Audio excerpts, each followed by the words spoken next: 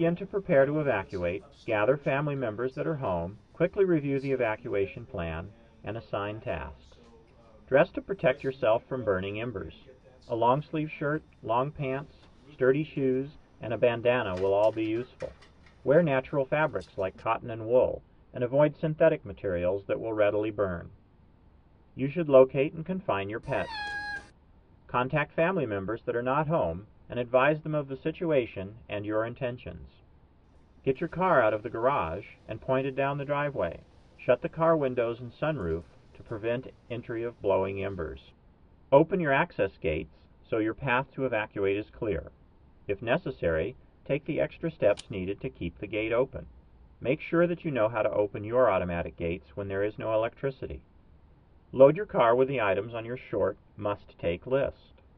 Release horses and other large animals into a corral or other area with little flammable fuel, where they will be visible to firefighters and they can get away from the hottest areas of the fire. Or, if you think there will be time to evacuate your large animals, load them into your trailer. Close your home's doors and windows. Turn on interior and exterior lights. As the smoke thickens, it will get very dark. These lights will make it easier for you to see as you are taking any last-minute steps to leave, and it will also be easier for firefighters to see your house. Continue to monitor the situation and evaluate the need to evacuate. Report changing conditions via the CERPP radio network. Open evacuation gates and any other access gates used by your neighborhood. Notify any neighbors that may not be aware of the situation. Help neighbors that may need assistance to be ready for an immediate evacuation. Move parked cars off of narrow streets to provide room for both evacuating residents and incoming fire equipment. Don't wait until it's too late to evacuate. Most non-firefighter deaths in a wildland fire occur when residents are trapped by the fire as they are trying to evacuate. Remember, your property can be replaced, but your life cannot. Finally, if it can be done safely, protect your home and neighborhood from burning embers blowing ahead of the fire. If a small spot fire ignites and is quickly detected, you can easily put it out. Lay out garden hoses with nozzles to be ready to quickly douse a small fire, gather hand tools useful in firefighting, and fill a tub or garbage can with water and have some wet towels ready.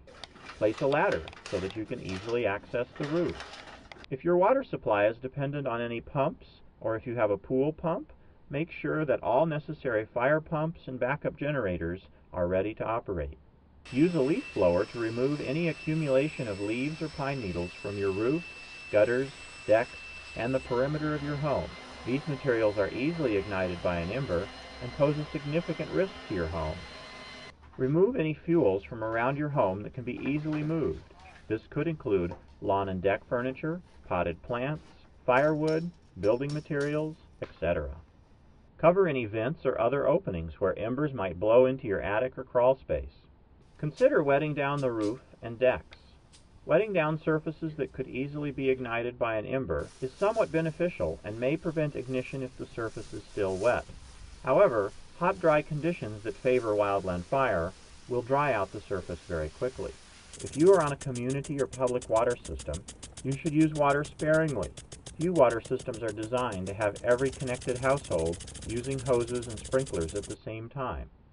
In this case, wetting your roof may be taking water or water pressure away from someone else who is fighting an active fire. You should not just leave your sprinklers running. If the water you are using is supplied by your well, pool, or hot tub, your use of water will not impact other neighbors, but your supply may still be limited. Use it wisely. Work with your immediate neighbors to patrol for spot fires so they can be put out quickly while they are still small. Remember that if the fire is larger than 1 or 2 parking places, or if the flame length is more than 4 feet, it is unlikely that you will be able to put it out using a garden hose or other hand tools. All spot fires should be reported via the CERPP radio network.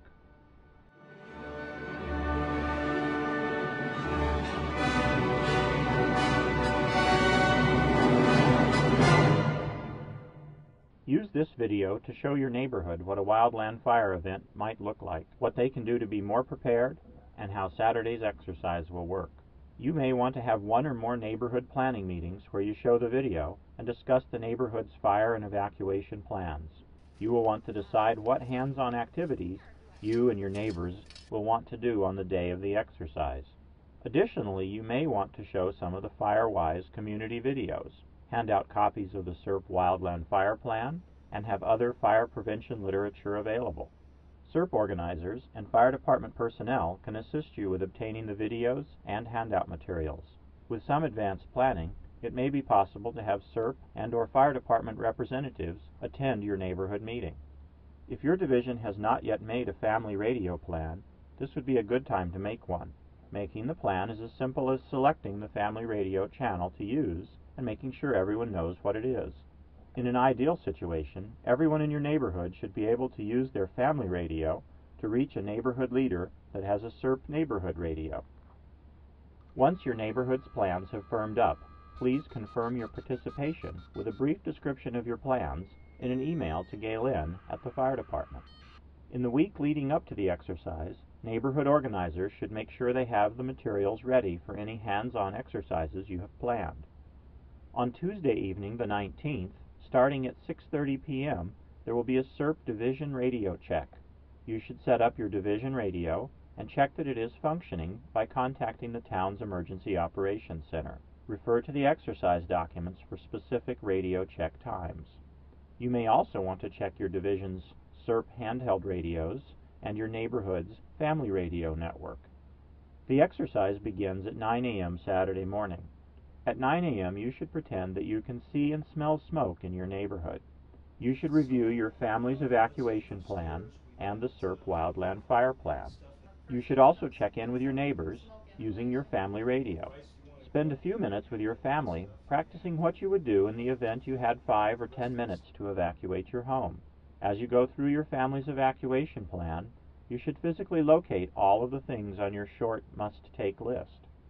Once you have completed the first 2 steps in the CERPP Wildland Fire Plan, gathering information and preparing for immediate evacuation, you should join with your neighbors to participate in the hands-on exercises you have planned. There are a number of interesting and useful things that you can do as part of this exercise.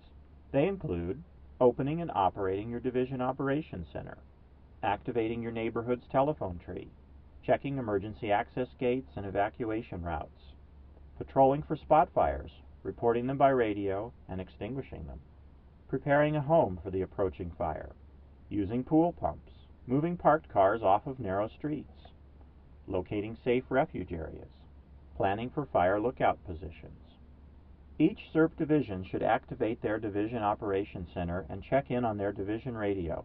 Note that you may not be on your usual radio channel. In a wildland fire situation, most of the radio traffic will be on a single channel. Net control may be either the Town Emergency Operations Center or the Fire Incident Command Post. You should track the progress of the fire on a map. The AAA San Mateo County Road Map is a good map to use for this purpose. Each division will receive a time-ordered list of simulated events or situation reports. When it's time, you should report the message by radio. In this exercise, much of the information that the Fire Command Post uses to make evacuation decisions will be based on these reports. You may wish to keep the list at the Division Operations Center, or you may want to distribute parts of it to neighborhood teams in order to exercise your local communication systems.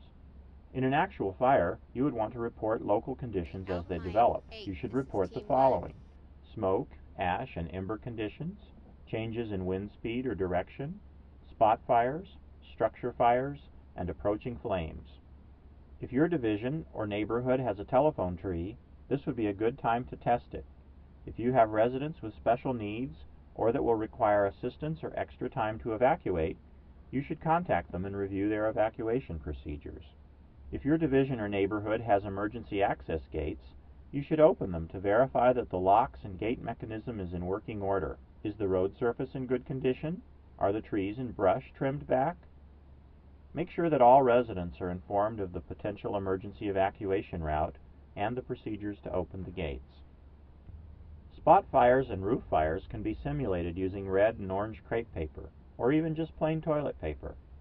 Neighborhood teams can patrol to locate these spot fires and then report them by radio and where possible, take action to contain or extinguish them using garden hoses and hand tools. Stress that all spot fires need to be reported, even if they have been extinguished.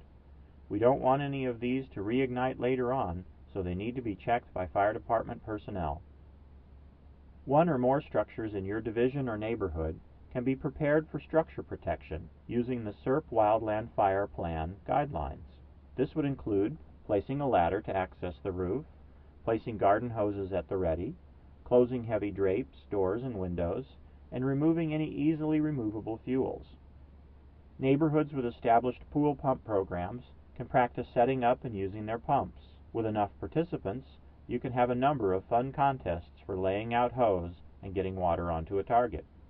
Neighborhoods with narrow streets might want to walk their evacuation routes looking for problem pinch points where departing residents and incoming fire trucks would have difficulty passing. You may be able to develop plans to move parked cars off the street during a wildland fire alert. You may also discover location where minor improvements, like trimming up some trees, would improve the neighborhood's ability to quickly evacuate. In the event that the evacuation routes from your neighborhood are cut off by the fire, you should identify some safe refuge areas. Walk through your neighborhood to identify and evaluate potential safe refuge areas. The following locations may provide some protection: large green grassy areas such as parks and playing fields, parking lots, livestock corrals, riding rings, and construction sites. A safe refuge area must be large enough that the distance from everyone in the area is at least 10 times the height of the surrounding fuel. Thus, in an area with 6-foot brush, people need to be at least 60 feet away from the brush. Avoid areas that are directly downwind or upslope of the fire. Walk through your area to identify areas where you could place lookouts to monitor an approaching fire.